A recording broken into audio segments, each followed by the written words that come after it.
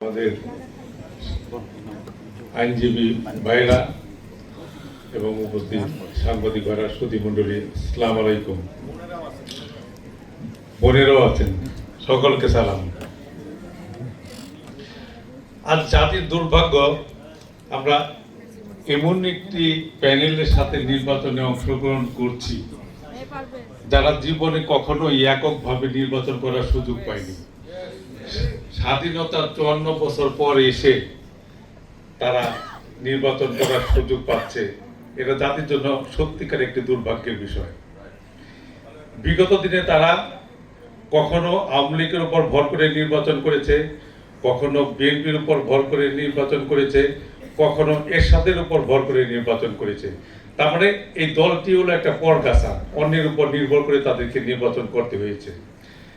জাতীয় নির্বাচনে গতবার দেখেছেন তারা পক্ষান্তরে ফ্যাসিস্টের দূষণের সাথে করে নিয়ে কিন্তু তারা নির্বাচন করেছে, এবং তারা যে ষড়যন্ত্র করেছে, হাজার হাজার লক্ষ লক্ষ কোটি টাকা তারা নির্বাচনে ব্যয় করেছে। এই টাকাগুলো কোত্থেকে আসছে? তারা বলে তাদের কিছুই নাই। এই যে বিভিন্ন ব্যাংক, বিভিন্ন বীমা এবং বিভিন্ন দেশ থেকে টাকাগুলো তারা নিয়ে তারা ধর্মের নামে ব্যবসা করে তারা ব্যয় করেছে, এটা তো আইনের বিরোধী এবং নির্বাচন আচরণ বিরোধী। আপনারা দেখেন আমাদের ডাইনামিক প্রধানমন্ত্রী, যিনি 17টি বছর দেশের বাইরে থেকে দলটিকে সংগঠিত করেছে, এ দেশের পুরা আন্দোলনটাকে সংগঠিত করেছে। এখন অনেকে দাবি করে এটা তাদের একার কৃতিত্ব।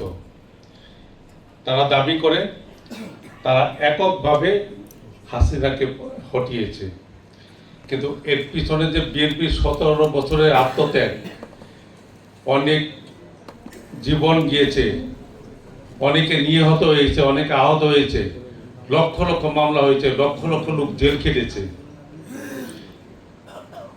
আমাদের প্রধানমন্ত্রী 17 বছর নির্বাসিত জীবন পালন করেছে। দেশ নেত্রী বেগম খালেদা জিয়া বৃদ্ধ বয়সে জেল খেটেছে, তার সন্তান হারিয়েছে। সবকিছু তো এই 17 বছরের মধ্যেই গিয়েছে। তার কি এর কোনো মূল্য নেই? 17 বছর আন্দোলনের ফলে যখন নাকি আগুন উত্তপ্ত হয়ে উঠেছিল, তখন ছাত্র জনতা শ্রমিক সকলে একত্রিত হয়ে দেশ নায়ক জনাব তারেক রহমানের নেতৃত্বে এগিয়ে এসেছিল। সেই কারণেই কিন্তু হাসিনার পতন হয়েছে। যাই হোক, আমাদের ঢাকা জেলা বিএনপির সভাপতি হিসেবে ঢাকা জেলার কিন্তু অনেক আইনজীবী আছে।